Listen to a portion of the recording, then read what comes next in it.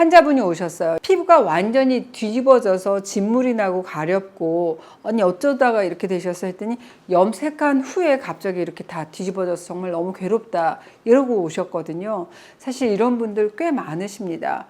왜 우리가 심한 새치, 흰머리 때문에 주기적으로 염색을 하긴 해야 되는데 염색만 하고 오면은 왜 며칠 동안 막 두피가 따끔따끔거리고 가려워서 잠도 잘 못 잔다 이런 분들도 많으십니다. 그러니까 접촉성 피부염이라고 얘기를 하잖아요. 우리 피부 중에서도 특히 이 얼굴보다 손보다 이 두피가 화학물질 흡수가 제일 빨라요. 손바닥의 4배의 흡수력을 두피가 갖고 있어요. 생식기보다 훨씬 더 빠른 흡수력을 가진 게 바로 두피입니다. 두피로 흡수된 경피독은 혈관으로 흘러 들어가서 신체에 영향을 빠르게 미치기 때문에 그래서 조심해야 돼요. 이런 생각을 하면 아니 염색을 안 할 수도 없고 화장이 되게 좀 찝찝하고 도대체 뭘로 어떻게 해야지 잘했다 이런 소리를 듣느냐 이런 댓글 문의도 참 많았습니다. 염색 잘못하면 안 하니만 못하는 거잖아요. 진짜 엄청나게 고생합니다. 우리 해밀리님들 염색약 고를 때 요거는 반드시 확인하셔야 된다 이거 알려드릴 거예요. 염색이 뭐예요? 모발에 색을 입히는 걸 염색이라고 얘기하잖아요. 근데 머리 염색이라고 하는 거는 화학 반응을 기반으로 합니다. 근데 일반적으로 염색약 하게 되면 일제, 이제 이렇게 돼 있잖아요. 연모제 그리고 산화제로 구성이 돼 있어요. 일제는 뭐냐? 이 암모니아에 원하는 색깔의 염료를 혼합한 거고 산화제인 이제가 바로 과산화수소예요.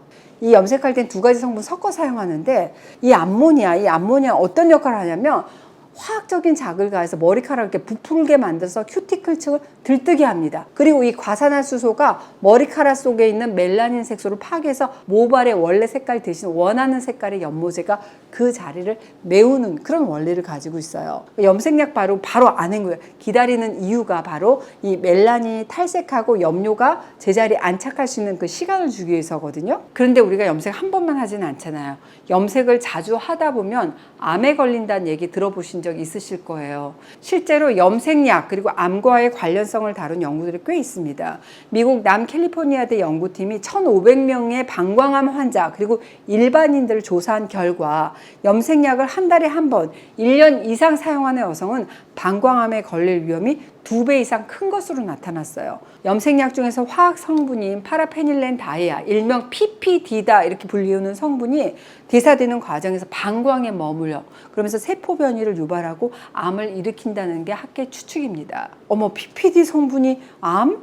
네, 그러니까 흰머리 염색하고 싶다면 사실 건강에 해롭다고 알려진 PPD, 암모니아 이런 해로운 성분들이 없거나 있더라도 저농도로 들어있는 염색약을 고르시고 일일이 어려운 성분표 내가 확인해가면서 나한테 맞는 것 좀 고르기가 어렵다 그러면 비건 인증 받은 제품을 고르는 것도 좋습니다. 그거 하더라도 자주 하지 마시고 한 3개월 이상의 간격을 두고 사용하시는 게 좋겠죠. 자, 그리고 댓글로 제 풍성한 머리숱 그리고 머릿결의 비결을 공유해달라 이런 요청과 질문이 참 많았습니다. 근데 딱 한 가지 비법이 있다면 바로 요겁니다. 이게 뭐예요?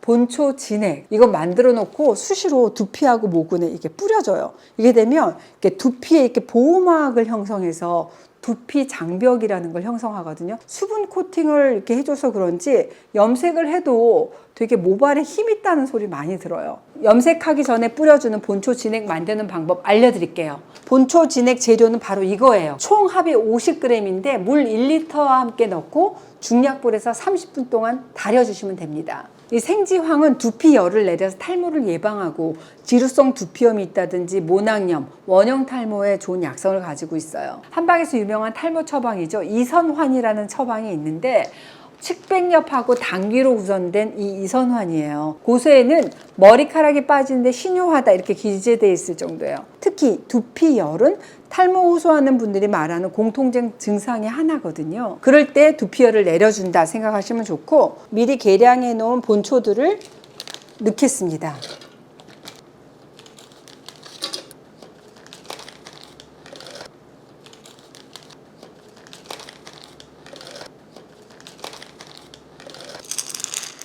검은코 이렇게 넣고 물 1리터를 넣고 끓여주시면 됩니다. 전부 두피나 모발 건강에 도움이 되는 본초들이잖아요. 이렇게 진하게 달인 액은 건더기 다 걸려놓고 액체만 스프레이통이라든지 용기에 넣으셔요. 이게 용기에 넣은 게 이거거든요. 이렇게 해서 염색 전에 두피하고 모근을 적신 후에 한 10분 정도 기다리셨다가 염색하시면 됩니다.